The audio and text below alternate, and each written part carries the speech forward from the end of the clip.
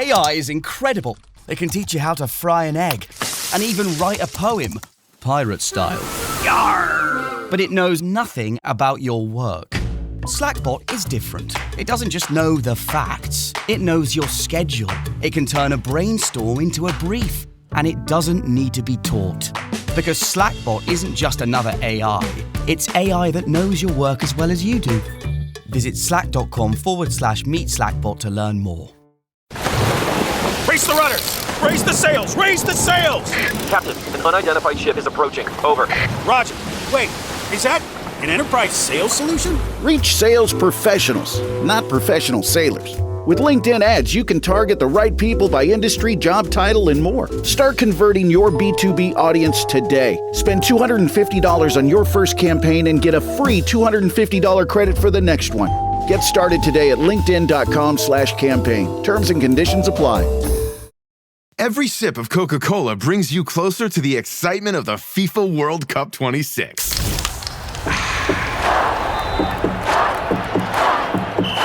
Because nothing compares to the joy.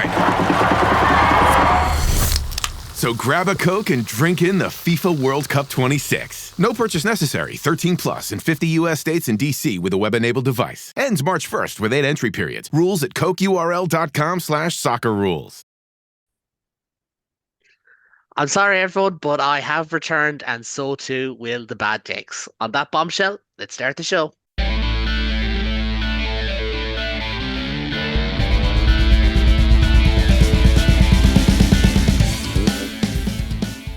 Hello and welcome to today's episode of the Interpro Show, your home for all things Irish rugby from across the professional, amateur, men's and women's game in Ireland. Our esteemed panel are back. Well, one of them was back and he's gone now just as we hit record in bed. But Adam and David are here. Hopefully we'll have the full gang for the first time in 2026, but I wouldn't hold our hats on it. David, I'll start with yourself. I may have said Adam and Ben actually. David, I'll start with yourself. You're with us. How are you? How was Galway at the Dexcom? Galway was lovely. Yeah, not as cold as it's been in the past. The rain wasn't too bad. I didn't get soaked to the bone. The new stadium looks very well. Credit where it's due. Unfortunately, I didn't actually get into the stand. I was relegated to the other side of the pitch, but it looked fantastic. I think I saw on the URC's website they used that image of the Dexcom all lit up as their promo for the round, and yeah, no, it seemed deserved. Like it's a great one, and to see 12,000 people turn out in Galway for a rugby match is pretty good. And if Connacht can keep filling that, it's going to become a really great place to watch rugby in Ireland. So yeah, no, I'm good. Happy to get out of there with a win because Connacht put it up to Leinster, but it was a very good weekend. Yeah, it was certainly a contest for a while. But Adam, I hate to bring the mood down slightly, but you are a Spurs fan, an Ulster fan. You said you're a 49ers fan. I don't know how Antrim/down GA got on this weekend, but not a great weekend for you. No, do you know what? It's one of those sporting cliches that you'll always have crap weekends, especially when you support teams that are very hot and cold. I'd say for like a sporting standpoint, like at least I have my career highlights in Rory McIlroy winning the Masters, Rhys McCallaghan winning the gold. I've still got those moments, but yeah, this weekend was to be forgotten, to be honest with you. Yeah, it was. Well, I don't know which county you are, but Antrim. You're Antrim. Well, Antrim lost in the Antrim, football, and I believe they didn't win in the hurling as well. But we as we And wait for Tranmere lost as well. Tranmere lost as well. Oh, Like, jeez. Gets everything's worse. it's just punching it down. It really is. As we wait for our other guests to join us, we're going to start, as with the name of the show, with the Interpro that took place this weekend. A sold out Dexcom, over 12,400 fans, as Connacht and Leinster, well, how do I put it? They played a very good contest for 60 minutes, and then Leinster did what they did best, running out 34-23 winners. David, we always start with the victors in these games, and it really was a case of Leinster flexing their muscles for everyone to see. And yeah, you're a bit of a party pooper, aren't you? You are on mute, David. Oh, millennial pause. It's Millennial happening pause. Millennial pause. Hey. It was yeah. Look, I think I said it before we headed over there. Like, there's there's certain teams I don't mind losing to because I like them a lot. Connacht are one of them. Munster aren't. But What about on Ulster? the For night the sake of on the clarity, on the night in question, Ulster, I don't mind losing to Ulster, but Munster can, get stuffed. But I like Connacht. I have a lot of affection for Connacht. It was a great night, great opening, but I said at the start of the season we started too poorly. Munster had to be the last time we lost, and so there was just no room for sentiment. Um, but for the first 60 minutes, we weren't having it all our own way. It was a tough contest. We had Jack Boyle go down in the scrum early on. Bad for him, bad for Ireland, bad for Leinster, and yeah, look. I think after the last few weeks, there was a bit of confidence, and it's like easy. Leinster have been winning games at the death, but you forget that you have to go through quite a lot to get to that stage. And it's unfortunate we weren't able to turn it on right from the start. But like credit to Connacht, they showed up for this one massively. I think they'll be frustrated they didn't have maybe players like Bundy Aki on the pitch from the very start, but they played incredibly well. They're playing nice rugby, and as you said, up until 60 minutes, I think 55 minutes it was 20 to Connacht, 13 to Leinster.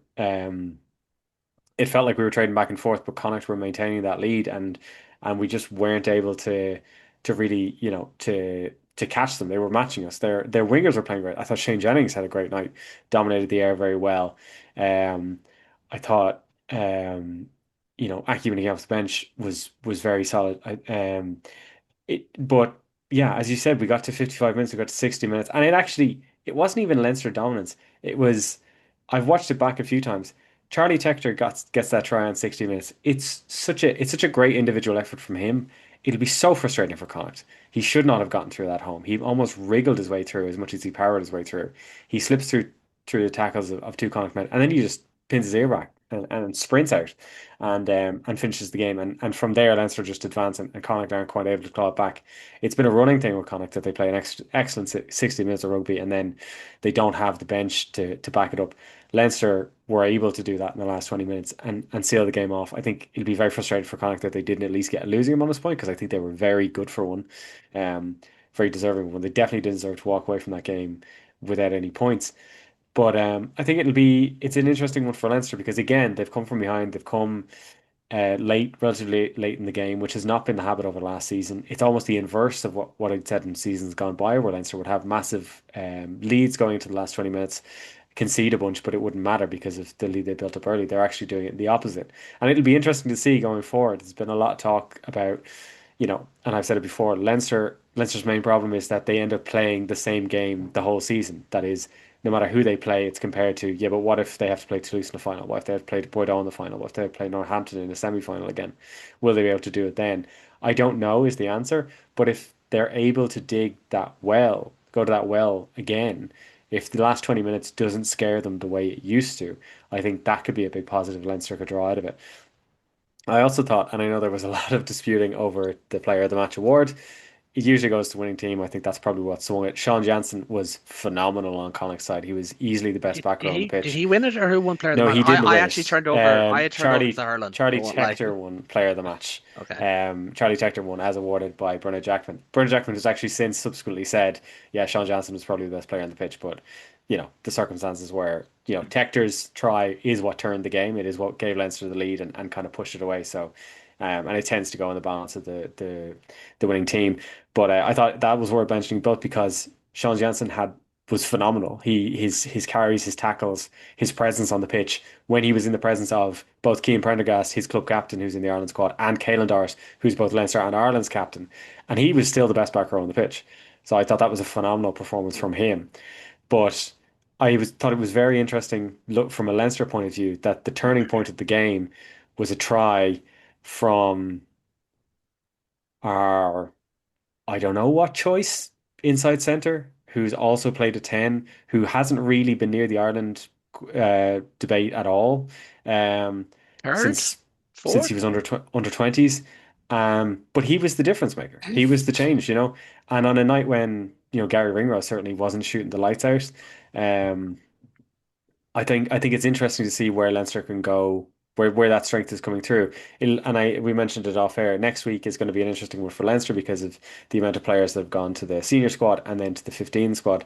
Um, but I think it'll be very interesting to see if more lads at the Tector level, at the JJ Kenny level, if those players can have more say, because that team, as much as the Ireland team is aging, the Leinster team is aging too. Robbie Henshaw is 32, going on 33. Gary Ringrose is in his early 30s as well. Um, so it'll be interesting to see if players like Tector, who have shown that they can have such a positive impact, um, can be drawn more into that conversation. Because when you talk about the Ireland centres, nobody's talking about Charlie Tector. But if you're arguing on form, you could say, I don't know, could you make a centre pairing out of Charlie Tector and Stuart McCluskey? They might be two of the better centres in Ireland at the moment. But like obviously it's not realistic as it stands. But if you're just going on form, it's interesting that even in Leinster, and it's a long running complaint that Leinster players can get selected over players in other provinces who are on form. It's very interesting to see Leinster frontliners getting selected over players who are more on form in their own province, but just happen to be younger. So, we were very happy to get out of there 5 points. It didn't. There was a point in that game where I thought I'd be happy to get out of there with a losing bonus point. So, credit to Leinster for digging deep, but credit to Connacht for a really good 60 minutes. They do need to be able to finish out those last 20 minutes, but that stadium I think is going to be one that they can build off the back of, and I think it's been said before that their facilities weren't always fantastic. That can affect recruitment. They now have better facilities. They now have a better stadium. That should help in both of those categories. So, it was a great night, and I thought it was a really great Interpro. One of my favorite matches of the season. Yeah, we'll probably get onto it a little bit later, but as you can see, like that is Leinster's. It's a rough chart, depth chart, but look at all the absentees there. Even like Josh Neal is with the 20s. If you go down the way, Lee Fitzpatrick's injured. He would have been with the 20s, as is Jack Deegan. But like a lot of players who are going to be absent this week, and it should be very interesting to see how it goes. But I suppose, Adam, as David kind of alludes to there, so much gets said about Connacht and the stadium and the facilities, and it is so important that they have this venue now. And like, a little bit of background. I don't know if it was ever confirmed, but the rumor around here in Galway is that the Galway County Board and GA were offered the chance to do something similar with their stadium, with Pierce Stadium in Salthill. They turned it down. Dexcom went to Connacht Rugby. They probably put in offers at the same time, but like realistically, that's how these things work. But they stuck with Connacht Rugby. Yes, it's a 40 million development plan, but like there's Dexcom funding, there's state funding, there's IRFU funding, there's a little bit of everything, and it looks fantastic. And I can't wait to get in there, hopefully for Glasgow as a mid Six Nations game. Connacht, Glasgow, and Galway on a Saturday afternoon is pretty much as close to as good as you can get. So I might try and get to that one, but a big draw. And as you can tell with the crowd and everything, I know David was in the enclosure, he didn't hear all of it, unfortunately, but it was a cracking atmosphere and the start of things to come, hopefully. Yeah, like I remember a time where Ravenhill got redeveloped. I remember the before times, I remember the after times, and it brought a new light to Ulster. Like it will bring a new light to Connacht. Having 12,000 fans, I would say, even at a push, they would probably get at least 8,000 a game now, like 9,000 a game. You got a shiny new stand. That's more money to bring into the province as well. With the hospitality section, which is probably important to note as well, because that's where money can be made. Oh yeah, 100% with the hospitality section as well, with everything like that, it's just going to be a proven moneymaker. They've got the backing, they've got the financials, strong point to it as well, and it looked really good. The thing that I said, I think on the United Rugby Rewind was that I know it's a dog racing track, but imagine them getting the two ends sort of done as well. I knew that it's like it would be like I've been to the sports ground myself. I haven't been it when it was a Stexcom, but like I know that they probably don't have enough space for it. Imagine doing those ends up as well. But having a stadium like that for Galway, it's just perfect. Like for Connacht Rugby in general, they should have had a stadium like that as soon as they won the league, to be honest with you. But yeah, the popularity is high and the drive for it in the West is there. Yeah. And there's probably a conversation that could be had. The fact that this was the second highest attended game in all of the URC. There was 12,000 fans out. No, 12,000 nothing to be snuffed at. But also at the same time, second highest attendance. Next after that was Munster in their second stadium. There's probably question marks to be had over attendances in URC, but that's for another day. or for a URC podcast, which you can also find on this channel. But Ben, I'll bring you in here for a second because the two Bs are standing out a lot at the moment. And I was actually originally going to ask you about Owen Cross. I thought he had a great performance, but Jack Boyle gets injured, Achilles, nightmare for a prop, like an absolute nightmare injury, a load bearing muscle. Billy Bowen is the beneficiary, had a very good night for Connacht, called into the Ireland squad. Now there's talk that he could feature against France. And like, it's that debate now, isn't it? It's like, should Jack Boyle have played? Is Bowen the right man? And like, I know we'll do an awful lot more on Ireland next week, probably the full hour, maybe even more on Ireland next week, because we'll even have team sheets, which will be fun. But should Jack Boyle have played? Was it a risk? What do you think? Look, we've been very clear on my opinions on 4G pitches or 5G pitches in rugby in general. Boyle is in the international squad. Boyle probably would have played on Thursday. It's Thursday week, isn't it? Yeah. Thursday week. No, he shouldn't be near that game. But as we said 2 weeks ago, Leinster have to get points. They're looking to get back to where they need to. Cullen probably went stronger in this than he intended to, or what he wanted to do at the start of the season. It's an awful injury for Boyle. I think it's nightmare fuel, really, for any player, let alone a prop who's probably going to play for 5 games in 6 Nations. We were saying off air, Billy Bowen, excellent chance for him. Now, is he that level? We'll see. He looked very good on Saturday or Friday night. Looked very good the weekend. I was away for anyone missed earlier. I'm very sorry. all the days became a blur. Everything just becomes a blur at this point, and the AI let me out to come join you for 20 minutes. Look, he did look good. I personally think it's a huge step up for him. Like, playing Leinster just sides the nation window is one thing. Going up against that French front row is a whole other thing. I'd like to see him in Thomond on that Friday night. See, can he scale up? He still could. That's the thing. Like, there's been no official call up behind Sam Crean. Obviously, you can't go with just one prop in the XV You assume game. at this point it's likely Bowen is going to get. He's going to be in Paris. And O'Toole covers, unless Furlong and Beelum are major doubts. In which case, then you've got. But then again, you've got like Ollie Ager and Scott Wilson there with the XV team. Surely they could be called up as well. You know, Jack Ainger's fit again. He's been capped. If we're putting Ainger in, then you may as well go Furlong and Beelum at that point. If we're saying players who are just back from injury or coming just in from injury. I know very briefly we said we touched on Crossy. Good game. It's nice to see Cross get these levels of interpros. This season he's come on leaps and bounds in terms of games he's getting. Handled what could have been and often has been a very contentious interpro in Galway, especially with an injury that early on. The team of 3 were excellent, but Crossy can't ask for any more. I think both teams at the end of the game kind of said he handled it very, very well, especially considering some other displays we saw last weekend. Any Dragons fans listening, I'm sorry. Well, I didn't have much issue with the referee in Cork where I was down covering it, but I very rarely do. I'm a big Owen Cross fan. I do think he'll go to the next World Cup, if I'm honest. I think he's doing very well at the moment. And as you said, he's scaling up every level. But David, to give you the closing word on this, Leinster have now won their last 10 games in a row. The sky fell in and you repaired it.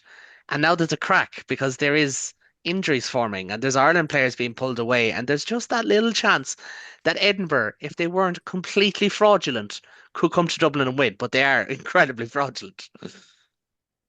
Yeah, I don't know. It's like it's a tough one, because as long as you keep winning games, that's kind of the answer to everything. I was going to say you don't get more points for winning well. You do, obviously, you get bonus points, but push comes to shove, winning the game is what matters, and Leinster have kept doing that. And I suppose as long as they can keep doing that, that'll be the answer to most of those questions.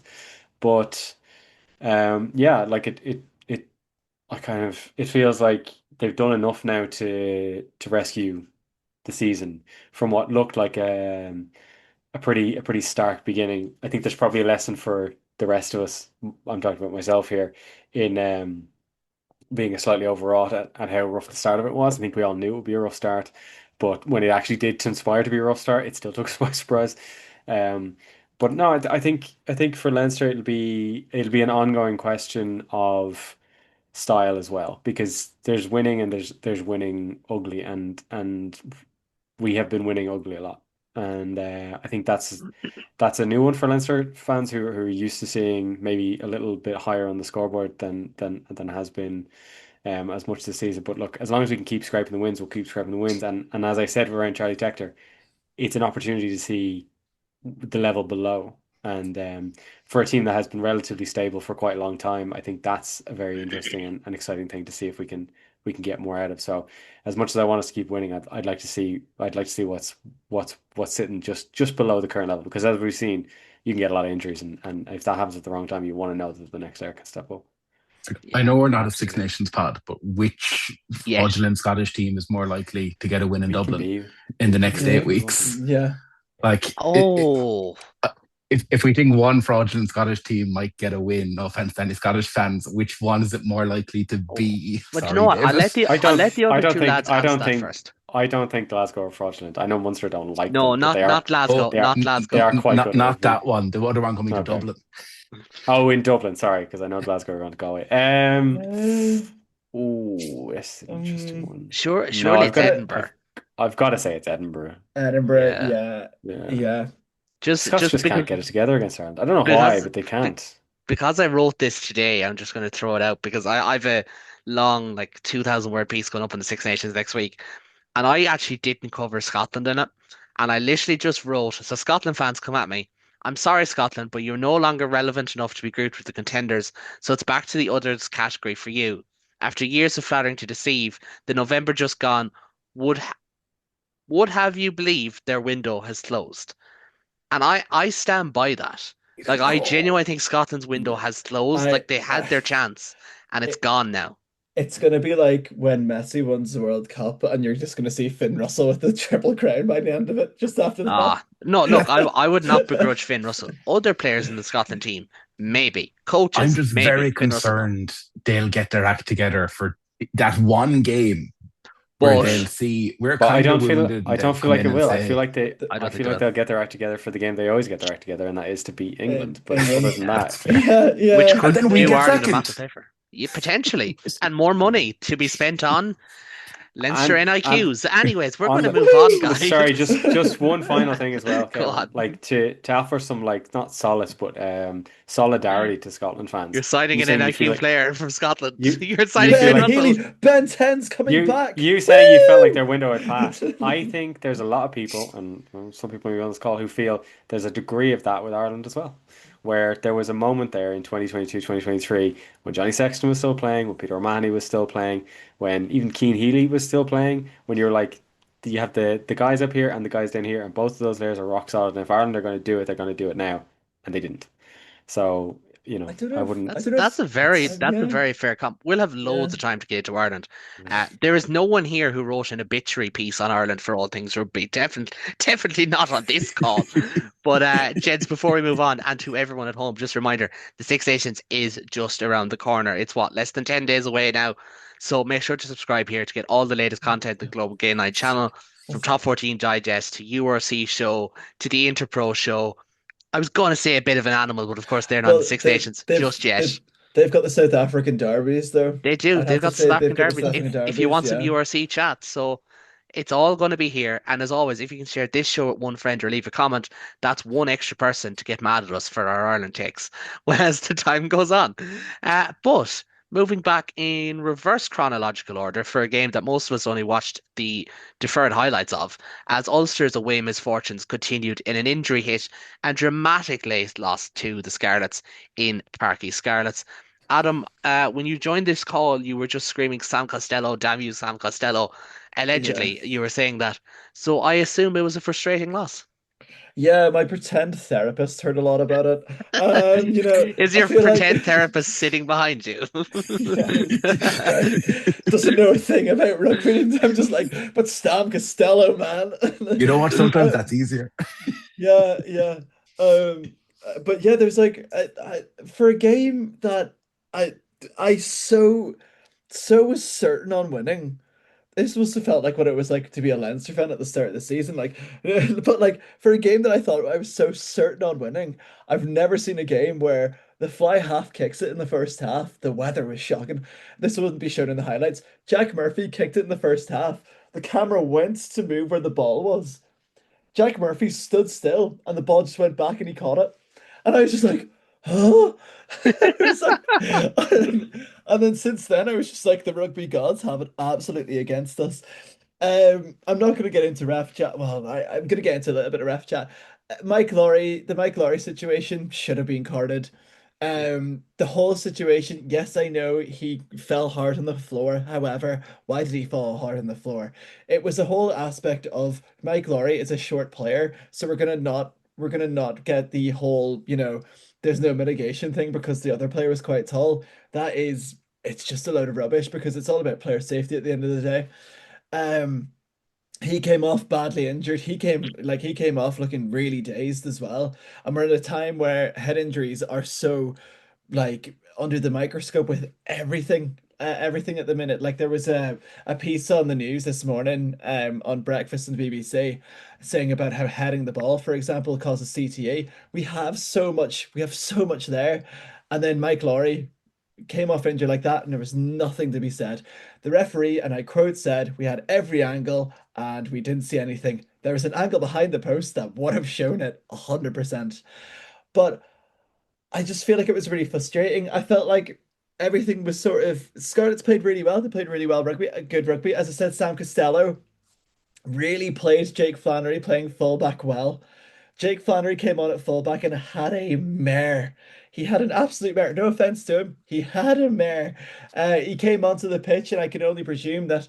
Um, I'm sorry, but like there's a replay getting shown of it now, and even Yeah. looking back on it, there's no mitigation, there's no ducking, there's nothing but shoulder to head contact there, in my opinion. If But that ball doesn't bounce, you're not even thinking about mitigation. Like you're oh just no. like straight away. So And the ball bouncing does have a lot to play in it. It's such a weird concept. But anyway, Jake Flannery, I think he didn't have the game plan on that. He was going to come on at fullback with most of the game at play, and he looked really caught out. And I really felt bad for him. However, there were so many moments where there was a dropped ball. This was like the least fluid I've seen our back three play. But I think it was just all down to conditions. It was the weather was not great. I feel like the Scarlet Scrum really had a toll on us as well, especially when it was like just before like Angus Bellinall came off. It looked like they had a sort of top trump on us there, with the Scarlets pack. Fair play to Scarlets. I did think the game was over when Nathan Doak kicked it off, but of course we had a TMO call that dragged us back to the other end of the pitch, and Scarlets won from that. Um, at the end of the day, I am a bit annoyed. It's sort of that mid-season, game that I'm a bit worried about now going into the likes of Cardiff next week. Um, Especially with no internationals. This is, as I say, how it feels to be a Leinster fan, victim of our own success with how many of our players now in Ireland setups. But yeah, it was a weird one. I just feel like fair play to Scarlets. However, I do feel hard done by, and I felt like we lost it with three disallowed tries as well. Everyone became really, and I mean really, line hungry. Rob Herring was playing like a man possessed, but get held up every time as well. So at the Sorry, end of were the there day, three disallowed tries? yeah, there was three disallowed tries in the second half. It was just, it Wow. was, yeah, we should have put the game to bed a yeah. long, long time ago. And it was one of those where Timony had three or four Scarlets players over him, and then it was just minute, I mean really minute forward pass. And I was just like, so yeah, we were never gonna win the game. I just felt like all game that we're like, we're gonna win it, we're gonna win it, we're gonna win it. Then we lost it, and I just went, okay. I was just like, Time to turn off the TV now, says Adam. yeah, it was sort of like that sort of disheartening feeling that I used to have from Dan McFarland. But then I was like, Mark Sexton's there, Richie's there, and we're all just there. And they all signed new It's so good contracts vibes. as well, we should probably add. So Well, it's a pretty good time. it's probably like that old sporting curse though, when like you sign a coach for like another couple of years and then you lose your first game and you're like, no. Maybe that's why Leinster can't get over the line because their captain is a Mayo man. But anyways, enough about me Okay, as a there you as a go. Galway man getting that dig in. But Ben, one thing that producer Lee did say to us in the group chat and was very adamant about was there was gonna be a backlash from the Welsh sides, and we got onto it in the next game as well. But there was a real resilience from the Scarlets and from the Dragons, and I think for them, not only the fact that they got the win, but they get possession with clock in the red. and they have to do something, and they score from midfield, and it's this moment. And like, look, we're all supporting Ulster in this game, naturally, but you can't help but be a little bit happy because everything the WRU do is different degrees of shooting themselves in the foot with different guns. So it was kind of nice, but also at the same time annoying, you know? It was both this game and the game after it. I think when the game goes in a minute, we're very much that's what you want to see from a Welsh team in the current climate. We're happy to stand up and say we're not going anywhere quietly.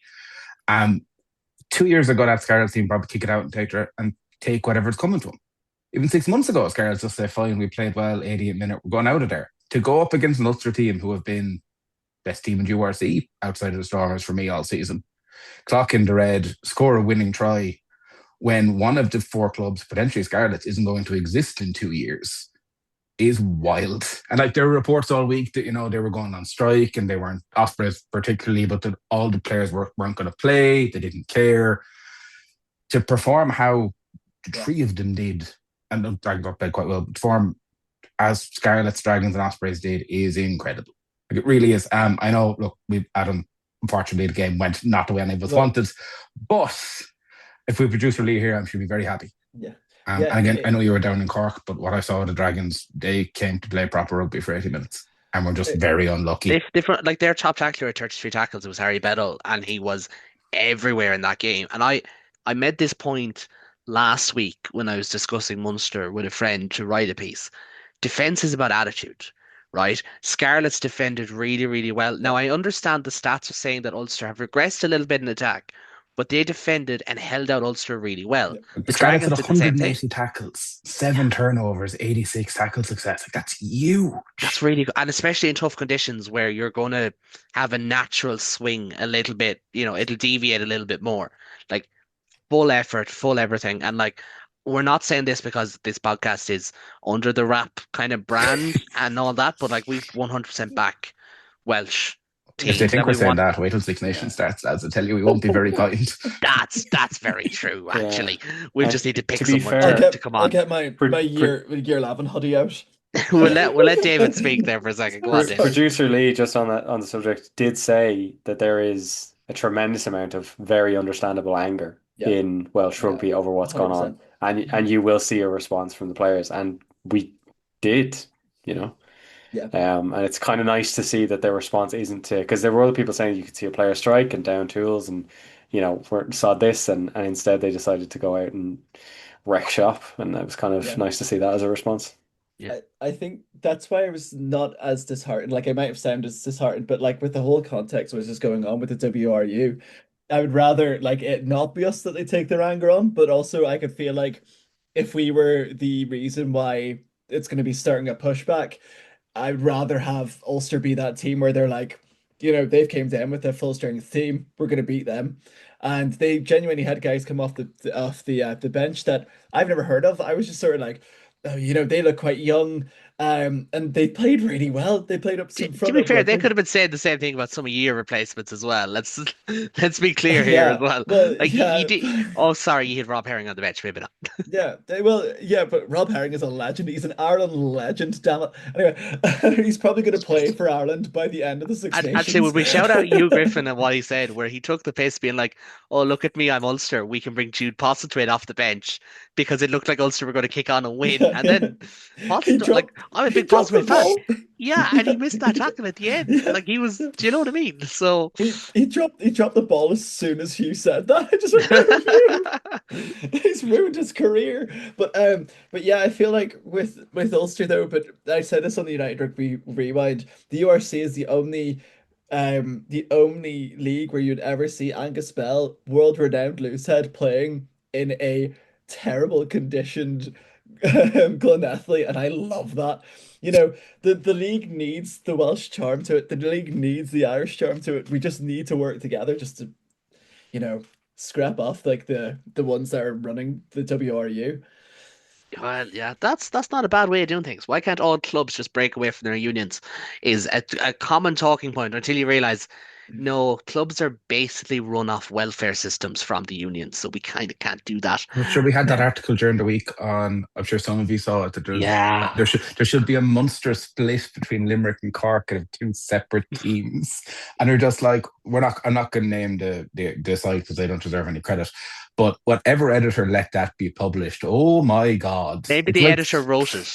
Maybe that's why.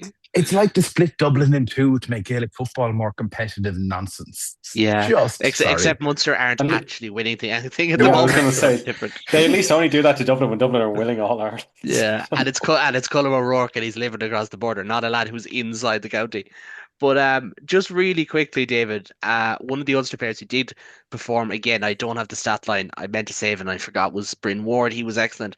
He's with Ireland camp this week, so again, it's that juxtaposition where it's like, geez, he's not going to feature in Paris, but he's also not with Ulster this week because he's playing really well, and now they're down enough players. But it's a great, and it's a great moment for him, a great experience. But it's just that, like, if you're a fan like Adam, I'm sure you're like, it's good for him, but it's not good for us. And which way do we lean on this? You know? Yeah, I think it's a tricky one. Like I definitely joked that this is what you get for winning too many games and getting more players selected. I think the thing that probably is galling, not galling because it's completely understandable given the nature of the squad with Bryn Ward is that he's not being called in because they're like, you know what, we need you to go out there and wreck shop in Paris. He's being called in to basically shadow the team and play, and train with them. I'm not going to say hold tack advice because I'm sure he'll be throwing in a few himself as well. But like he's not going to feature in the squad. So it is kind of frustrating to lose a player of that caliber who's playing in that kind of form when you could do with him and know that he's not even getting a cap out of it. But at the same time, like he is so young and he's come, we said it a few weeks ago, the fact that he was on the pitch with Zach Ward, who we kind of fancied to be in that Ireland squad and to be going to Paris and to be maybe starting. And it's Bryn who's managed to grab the headlines and get himself on a plane to Portugal, even if he's not going to be on the plane to Paris. I think, that can only be a good thing. And in terms of long-term planning, like if he can keep going the way he's going, that's going to be an incredible player. He's going to have the kind of impact that Ulster felt like they were looking for from their NIQ signings, but he's a homegrown boy. So, yeah, it's frustrating in the moment, but overall, it's a really good story. Yeah, all the better for him. And just final word, Adam. I think the biggest frustration of this one is Ulster's away form. Like they won in Durban, they won in Galway, but they've lost to Johannesburg, they lost here, they had two games postponed, they lost to Dublin. It's not quite woes, but it's weird how they've had as many postponed away games as wins. Like it's that like really weird niche stat. You have to settle in the you have to shake a few hands. It's the way the D4 ones used to do it.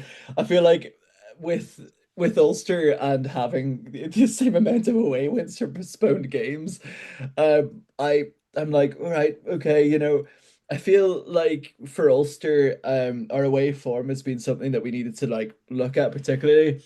I feel like at least this year our home form is way better than last year anyway. So we're getting there a step at a time. We are also looking better in terms of bonus points. I think we've got the most bonus points in the league halfway through the season. So we're scoring the tries, we're playing the rugby that we need to play. But those away, like we lost away in Cardiff as well. We didn't particularly look great, but that was a rotated team. It just for me, I think this, as we're hitting the business end of the season, to coin a term that's used so many times, but when we're at the business end of the season, we're going to need to look at some of those away wins, like some of those away games as vital games. We've also got the Stormers at home. That's going to be a vital game as well. There's so many games that we need to think about going, this is the pointer, this is the pointer, this is the pointer. Then we have the Challenge Cup to think about as well. We could have an away game with Treviso. Like that is a terrifying Can concept. he? Are you not We're higher seed than no, Treviso? Treviso are top seed. Treviso have not lost a game in the Challenge Cup. They're Because you're on the same side of the draw as Munster, so that's why it perked my ears. Where I was like, I'm pretty sure, So maybe we not. Go yeah, play on. we play Treviso if we both win, and then the winner of that plays Ulster. yeah, Okay, and then it's down to who's home or away. Okay, that's fair enough. yeah. Yeah. So, Go on. there's all these like terrifying concepts of like playing away, but Richie Murphy has a plan. I feel like we need to back that plan. And also we've got that, as we said, we've got the whole coaching setup next year. Well, for the next couple of years, we've got Nathan in. We could have another scrum half in as well. There's a couple of players, Eli Snyman coming in. I hope there's going to be more on the transfer front, but I'm There not will. sure. I Well, think there will. I can definitely see Ulster making a move. I actually pitched this idea a few times, but like Ulster, Jack Boyle would have made so much sense. Hell of a lot harder to sign a guy who's out for a year, yeah, but no, it should be interesting how it goes. And I'd actually completely forgotten you were right. Benetton are a higher seed, but look, come April, we could be talking about an Interbro in Europe, and we'll have to smile through the pain of the fact that it's in the Challenge Cup. But finally, we'll round things off. We're going to go to a rain trodden Cork. I was down there working. I have cooled off. Thank you very much. Or heated up, I should say. Thank you to everyone who was asking. As Munster overcame a two-score deficit, and it could have been more to pip the Dragons 22-20. Just really quickly, I suppose, like Munster were not good for about 35 minutes of this game, and then actually got their way back into it. And if not for a really haphazard try to concede, where Tinis Tabir regathers his own kick because Ethan Coughlin and Tony Butler get the call wrong as to who's going to take it. Ben's smile says enough, or lack thereof of a smile. It looked like this game was then gone. Munster claw it back. Gavin Coombs, Ollie Yeager, and Evan O'Connell off the bench in particular were phenomenal. And I put the question to Clayton McMillan after the game. And again, in a more technically advanced podcast, I just go, and here it is. But I did ask him about, the having power on the field for 80 minutes, having Gleeson doing 80, Coombs coming on the last 20, things like that. He didn't say it's something they've thought about, but it is never a bad thing. And it did help Munster over the line when you're playing downwind, downhill against a team who's made shit ton of tackles and they're starting to tire. It makes all the difference. And I suppose, Ben, this is a game that you'd have loved if Munster won 42-14 and there was nothing to talk about. It wasn't easy, but the likes of Coombs, Gleeson, Edogbo, that's where your focus goes. And to be fair, Ollie Yeager, in just his second game back, actually looked pretty decent as well. You just prefer if that wasn't the talking point.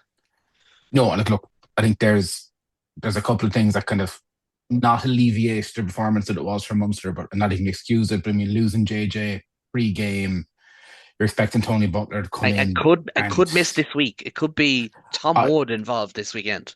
I thought Tom Wood and Mike Haley both suggested as 10s for this weekend, which is wild.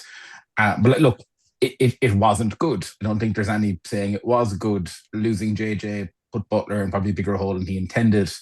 And the parts of the game that he saw, he looked like he never intended to start, wasn't ready to start.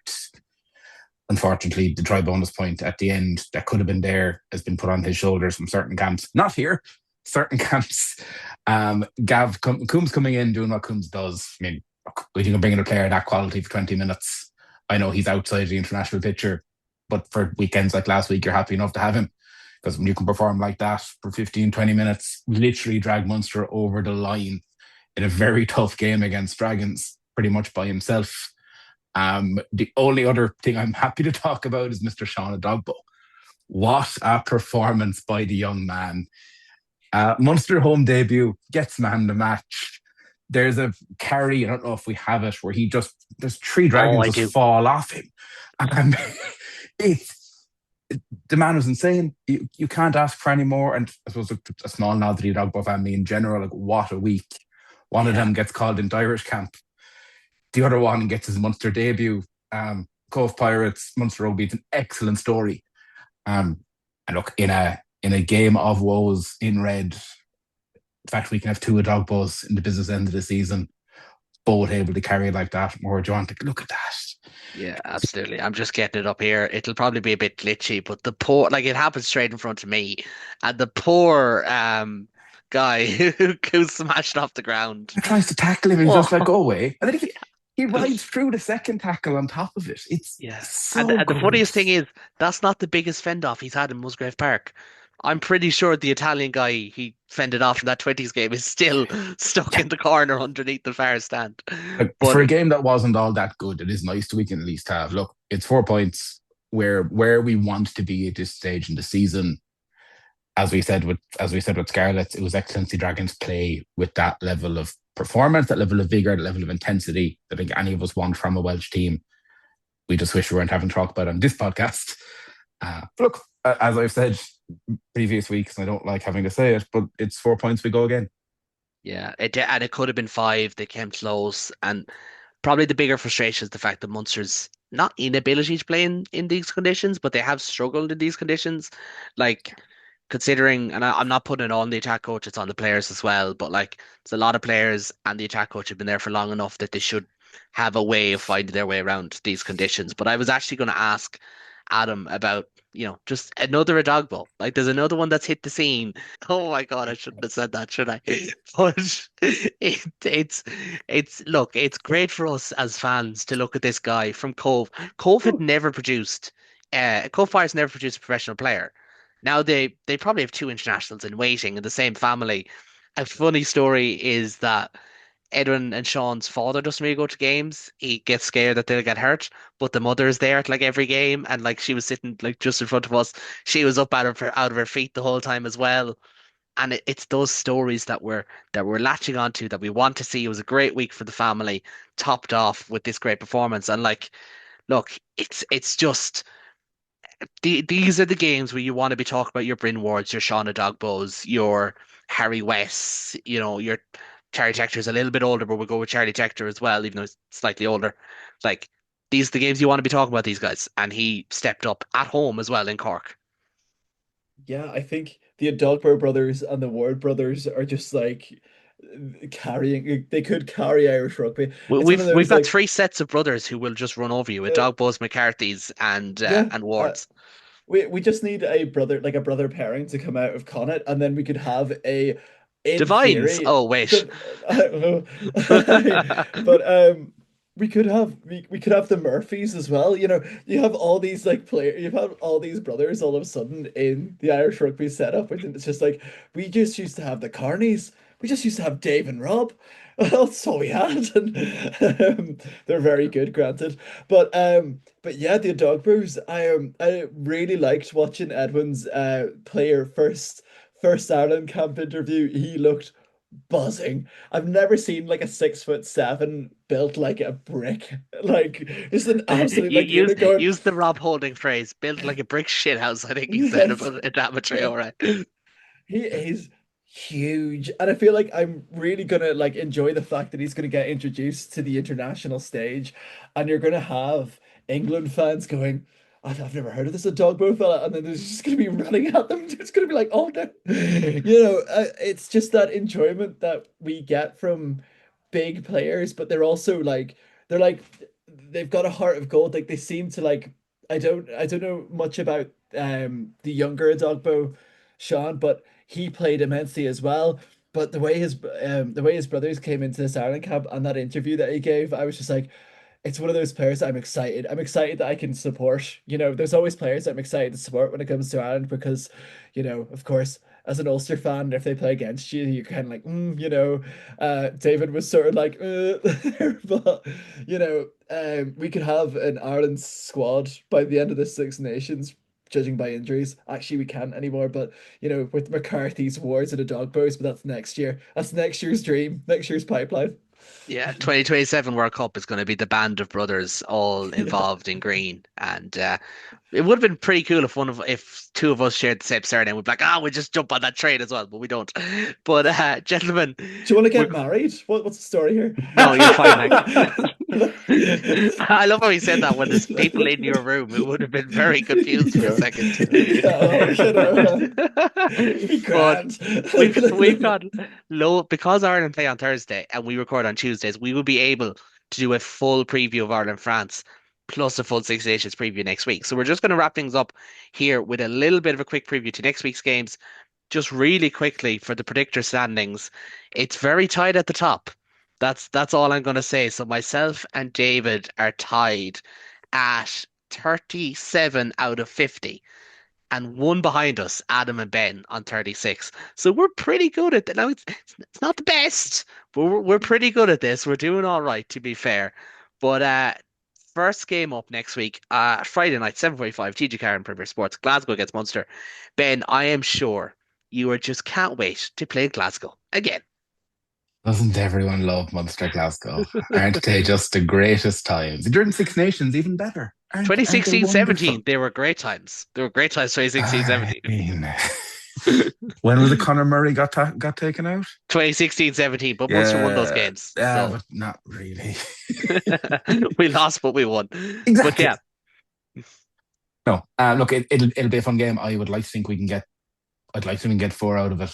At the minute, I'd probably take an MVP and run if we don't have a 10. But we'll see. yeah, no, it's going to be a tricky one. Always is going to Scotstoun, even with their injuries. Zebra Connacht is at 3 o'clock on TG Car on Saturday. You have to imagine Connacht getting 5 points there. The thing about Connacht is, and like, look, it's been an up and down season, but they have actually done well against teams they should be beating. You know, they've already beaten Black Lion, Montauban, Benetton at home, Sharks at home. Parma's not easy, but you would imagine Connacht will get the full allotment. Like they've only got 4 or 5 players gone to Ireland The camp, 4 players gone to Ireland camp. Got him. decent enough game against Glasgow to be fair to Zebra. However, you do see Connor getting the five there. Yeah, you would imagine so, and hopefully they do and just lift themselves. 'Cause they're 14th in the table. It's very late in the year now to really have any hopes of a URC charge, but you never know. They do have South African tour to come. Actually, I forgot about that. That's daunting at the best of times. But maybe no, not game of the week, but a dress rehearsal. 5:30 Premier Sports on Saturday. Leinster at home to Edinburgh. David, there'll be two very different teams when they meet in the round of 16 of Europe, but it's a dress rehearsal in name. Can Leinster get the win here? Yeah, I think they have to be targeting it. Like Edinburgh will have lost players to the Scotland squad as well, so it could be a very green team. But like honestly, over the last the this season gone so far, it's been the greener teams I feel that have have shown up a little bit more, and yeah, I'd hope we could get out of there with a win. I don't imagine there'll be a huge number of people there. Although I was checking the numbers and it does seem like it's selling relatively well. So yeah, no, I think we'll have to hope for a win in this one. I think at home, it's not too much to expect. Yeah, and Adam, Ulster at home to Cardiff. They have a little bit of injury struggles of their own, as we were kind of starting to allude on. Rory Maguire now out injured, along with Stuart Moore, Mike Lowry, Gerardo Augustus. And then, of course, their Ireland guys are away as well. Should get the win, but Cardiff, it's never easy. No, it feels like it's like 2012, 2013 again. Like it's proper Pro 12 heritage this. Ulster getting players in the Ireland camp, Ulster getting injuries, then we play against Cardiff. I feel like Cardiff is very tricky. As we say, the Welsh teams have a chip on their shoulder, especially Cardiff as well. They're one of the teams that are in not necessarily the firing line, but they are very openly spoken about having no money and being very poorly managed. So as I said, like it's probably the worst time to play two of the Welsh teams back to back at the minute, especially with this stuff going on. But I would say with the Welsh players away in the Welsh camp, there's not as many I was told by Hugh, just after the call, there's not as many Cardiff players in the Welsh camp as there was in normal years. However, I do see Ulster getting a win because we're at Ravenhill. I nearly called it the Affidea there. But well, it is the Affidea, but we're at Ravenhill. That's It's fine. gonna be cold, it's gonna be rainy. I just feel like Ulster need this win as well. And if we lose it on Saturday, then it is sort of panic stations. I do feel a bit panicky about the season all of a sudden. I know we're going to get top eight, but the cracks are starting to show there. Yeah, no, there's a little bit of that, but it's natural this time of year that you just start to get a little bit worried. But gentlemen, thank you very much. We've wrapped this up in quick stead because we're going to borrow time for next week when we're going to have so much to talk about, not just Ireland, but France, England, Wales, Italy. And apparently we won't be talking about Scotland because we've already discussed them and taken the absolute legs from under them. But gentlemen, thank you very much. I've one thing to add before we go, before we turn our attention to Ireland and the Six Nations, and that You're is getting engaged? no, No. no, I'm not No. getting engaged. Okay. David couldn't stand to say this, hence why his internet dropped. But Adam, a very early happy birthday to you. Have you got any plans? Thank you. I've had plans every weekend, and this is my plans for this weekend is I'm going to a Cork themed bar in Ireland. No, in Ireland, in Liverpool, and then I'm gonna go see Vittorio Angeloni in about 2 weeks' time. So it's gonna be beautiful. That sounds like a plan. If you do need someone to come with you, I will do so. I will step up. But for everyone at home, you don't really care about our social lives or lack thereof. As David comes back He's in, back. maybe to He's tell back. Adam we wish him a happy birthday. I don't know. Maybe he's gonna tell him What's to go fuck himself. I don't know. what does 30 feel like, David? I'm turning 24. I'm turning 24. It hurts. It hurts. Physically and I'm mentally. I'm on the slippery road down now. Yeah, Ripe old age of 24. Adam's gonna be walking into the school tomorrow. He's gonna laugh at a Vittorio joke, and his back is gonna give way, and he's gonna be like, "No, I'm getting The kids old." are gonna be like, Mr. Lathan, what's going on? It's like, oh. Ulster lost on the weekend. You're just gonna be doing that with your hands, and be like, "No, When that's I so last year." when I was your age, Adam, the world didn't know who Donald Trump was, and Britain was still in the EU. Those were the fucking days. It doesn't get Oh my better. goodness. I can't. Oh my God. I just remember the week that England voted for Brexit, and it is the last note, and also got dumped out of the Euros in the same Yeah, week, and the I Fair jokes were fucker. insane. I was in France. I was in France on a school trip, and that was one of Very, the very funniest nights. convenient school trip. Yeah, While we were. Yeah. Yeah, it was mad. We were stuck behind the Swedish national team bus as we were going past the Arc de Triomphe. Very weird moment in my life, but when they played as you, Ireland. Caleb, what are you We trying need to to end say? this podcast Yeah, before we we get need to taken off turn before we this get off. taken off the We air. need to turn this off. Right, gentlemen, thank you very, Cut the very last bit. much. Cut the last bit. I am Cut the so last sorry. My thanks to Ben, to David, and to birthday boy Adam as well. We'll be Happy back next birthday. week with all your Six Nations content and hopefully won't be Happy birthday, cancelled. Adam. But until next time, slán go fóill.